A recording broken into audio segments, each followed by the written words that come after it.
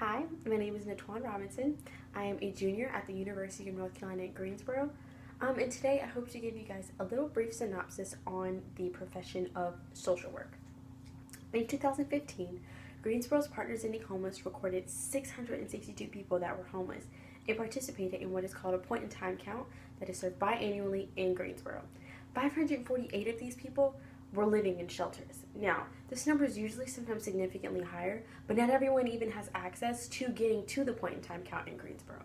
As an AmeriCorps member, working with the Partnership to End Homeless, I see firsthand on a daily basis the effects of homelessness on our city. Now, because of my love for bettering individual lives, I've chosen to pursue a career in helping the homeless population in whatever setting that may be. Now, all of us at some point have seen the negative effects of homelessness, even if it's just seeing someone driving home on the side of the road. That's one person that needs the help of a social worker and that I in the future could possibly help. For example, social workers are very much so needed in the community, and today I'll describe exactly what a social worker is, exactly what a social worker does, and how you can help make a difference in your own community. Social workers often get forgotten about or grouped into categories, but they have very specific knowledge that tends to very broad issues. Now, social work is a helping profession. A lot of people don't really know what that means, but a helping profession is exactly what it sounds like. A profession focused on helping others. Social work focuses on a person's quality of life. The entire profession is specifically about serving other people, not yourself. I asked Michelle Cheek, my boss, the YWCA Family Shelter Coordinator, what characteristics do you feel a person absolutely needs to pursue a career as a social worker? Now, her response was, because the entire profession is about serving, she said patience and true sincere caring for human beings, a genuine care.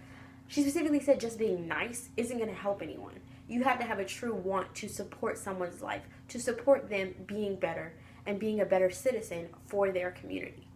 Social worker requires specific education, kind of though. To become a social worker, most states require a master's degree in social work to be licensed, and after you complete your degree, you go and get licensed by a board test.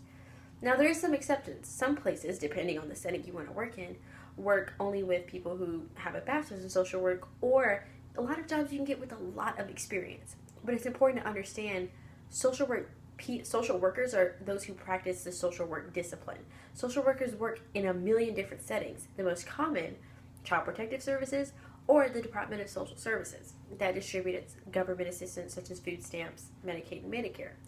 Now, they do much more than just work in the Department of Social Services. It's just the most common. Many work in mental health settings in hospitals doing case management. Also, many work on specific community issues such as homelessness, or if some have a higher drug addiction population, more social workers will work with drug addiction as drug addiction specialists or drug addiction counselors. Now, as I interviewed Michelle Cheek, I asked her why she chose her specific career in social work as a shelter director. And she said she knew she wanted to find a career in which she worked not only with people, but for people. Whether it's advocating or whatever, but there's so many different kinds of help that you can give in hospitals, in the Department of Social Services. There's literally a million different settings. And I completely understood her, because social workers focus on helping communities. They need also the help of the people in the communities that they're serving. For example, there are many different programs to specifically help specific communities, like AmeriCorps, which is a national program focused on community service in adults like myself, and I'm blessed to be a member of AmeriCorps. Now, there's also many other ones. These specific programs and organizations, such as being a coordinator at a YMCA, working at a Salvation Army, or a YWCA, at any type of shelter, helps improve these communities. And the best thing to do is to be aware of the things happening in your own community. By knowing what specifically your community needs, which will differ among communities, will help guide individuals on where they can help. And usually it's just as simple as asking.